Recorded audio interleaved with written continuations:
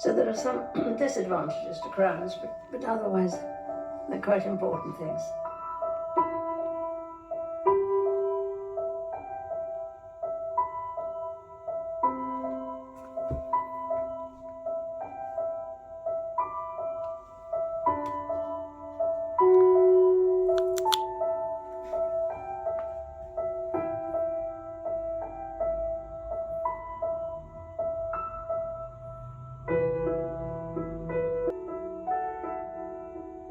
We will succeed, and that success will belong to every one of us.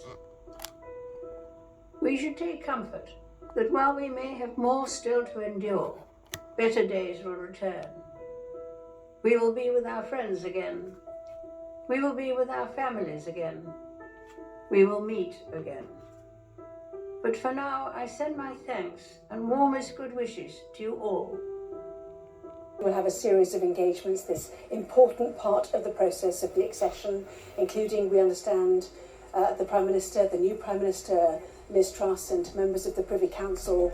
And of course it was... He had said more than a monarch, she defined an era. And with that reflection, the American president was the first to sign the Book of Condolence at Britain's embassy in Washington. She led with enduring strength and dignity, he wrote. Good morning for all of you. She's a great lady. We're so delighted we got to meet her. At the White House, the lowering of the Stars and Stripes was a salute to the closest of friendships. America, the colony which split from British rule and yet became so fondly entwined from afar. This is For days. Queen Elizabeth II, Britain's longest reigning monarch, has died at the age of 96. For the woman who had met 13 of the last 14 presidents. From Truman, Eisenhower and Kennedy to Obama, Trump and Biden, she knew them all and she charmed them all. The so-called special relationship was one she fostered through so many American presidencies. Over the border, Canada, a Commonwealth nation, and a Prime Minister with a deeply personal reflection.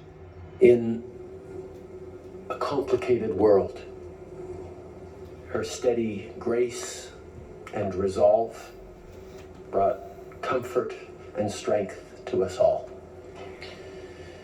Canada is in mourning. She was one of my favorite people in the world, and I will miss her so. She was head of state in nations far beyond Britain, but where the institution was increasingly questioned, the fondness for her was never in doubt. This time of mourning will pass, but the deep respect and warm regard in which Australians have always held for Her Majesty will never fade. Last summer's G7 meeting in Cornwall was, it would turn out, the last time many of today's leaders saw her in person. The French people are also in mourning, President Macron said. The one who rubbed shoulders with the giants of the 20th century on the path of history has gone to join them. She was above the turbulent geopolitics of the decades she reigned through, and yet so often her duty was to navigate it all. The tributes from around the world suggest a duty well done. Mark Stone, Sky News in Washington.